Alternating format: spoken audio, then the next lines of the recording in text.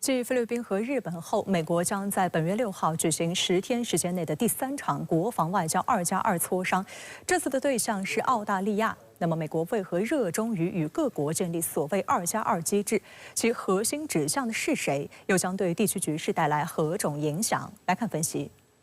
美国和澳大利亚外交部长和国防部长将于当地时间6号在美国举行部长级对话，这是年度美澳部长级磋商会议，也就是俗称美澳2+2会谈的一环。届时，美国国务卿布林肯和国防部长奥斯汀将在马里兰州安纳波利斯共同接待澳大利亚外长黄英贤和防长马尔斯。 美国驻澳大使馆在一份声明中表示，布林肯和奥斯汀期待两国在一系列全球和地区问题上加强合作，并与澳大利亚同行进一步加深美澳联盟。澳方4号的一份声明也引述外长黄英贤的话称，澳大利亚和美国正在寻找新的合作领域。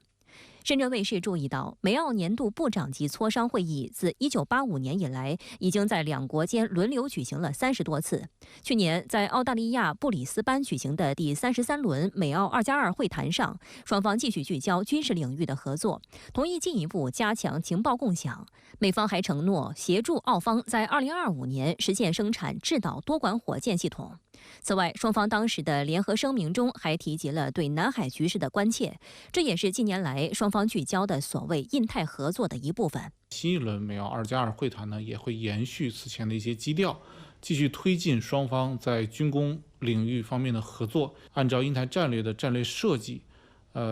将澳大利亚摆在一个突出的位置上来，继续呢加强对澳大利亚的军事赋能，塑造澳大利亚恶化的意识形态 和战略动作。事实上，这也是近10天时间里，继日本和菲律宾后，拜登政府与亚太国家举行的第3场2+2会谈。7月28号，美日在东京举行了新一轮2+2会谈，确认调整日本自卫队和驻日美军的指挥统治框架，并强化在防卫装备品等安全保障领域的合作。此外，美日两国还持续炒作所谓中国威胁论。对此，中国外交部亚洲司司长刘劲松7月30号约见日本驻华使馆首席公使横地晃，向日方提出严正交涉，表达严重关切和强烈不满。 刘劲松指出，日方对中方的攻击抹黑同推进两国战略互惠关系的表态自相矛盾。中方敦促日方树立客观理性对华认知，停止就中国内政事务说三道四，停止伙同某些国家搞小圈子制造对抗，同中方相向而行，维护双边关系政治基础，真正把战略互惠关系落到实处。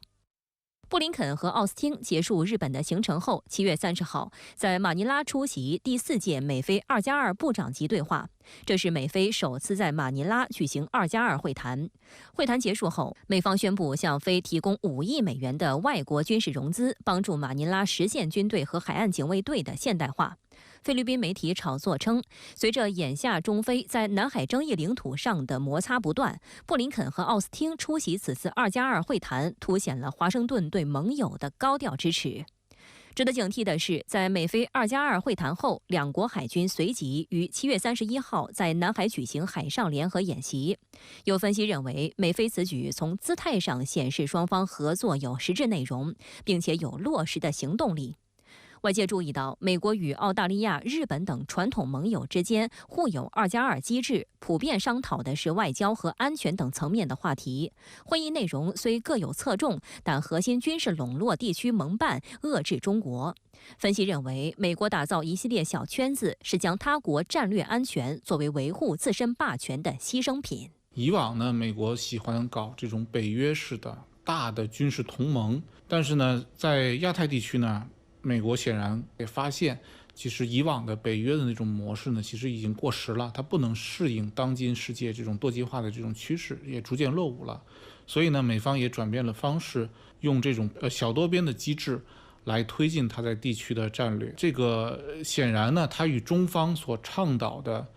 全球安全倡议以及这个亚洲安全观是完全背道而驰的。 有分析指，距离美国总统大选投票日不足100日之际，美国与亚太地区多个盟友举行2+2会议，显示拜登政府仍期待与盟友稳定关系，以便留下政治外交遗产，并为民主党的选战加分。事实上，不管谁赢得11月的美国总统大选，中东局势和俄乌冲突、中美关系等一系列问题都将继续成为美国外交的关键议题。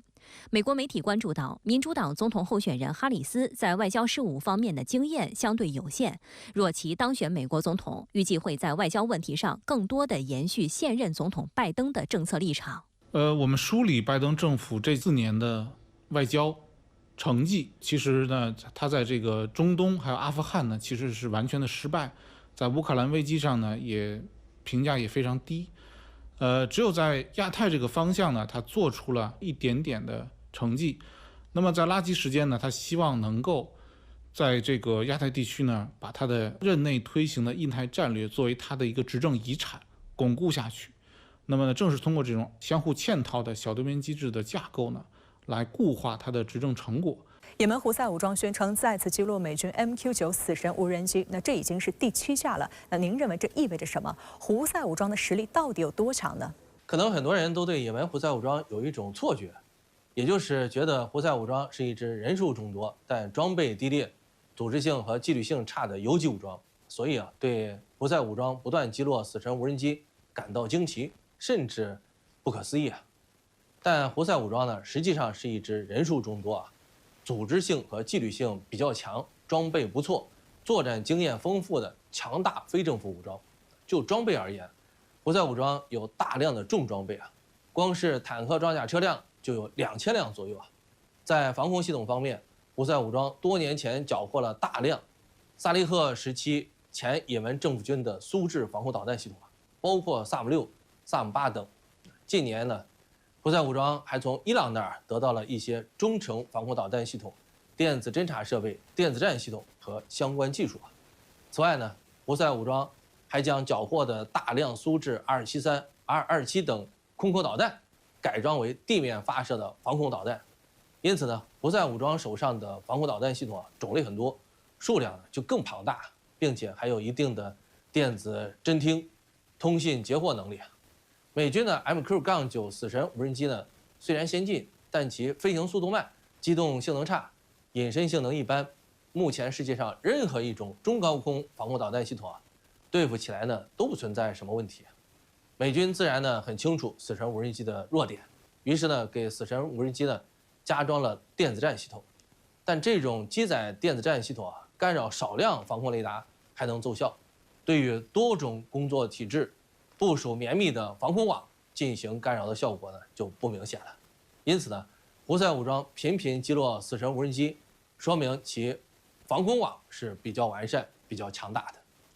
至于胡塞武装的防空系统为啥对付不了美英执行空袭任务的战机，那就涉及很复杂的技术和体系对抗等问题，这里就不赘述了。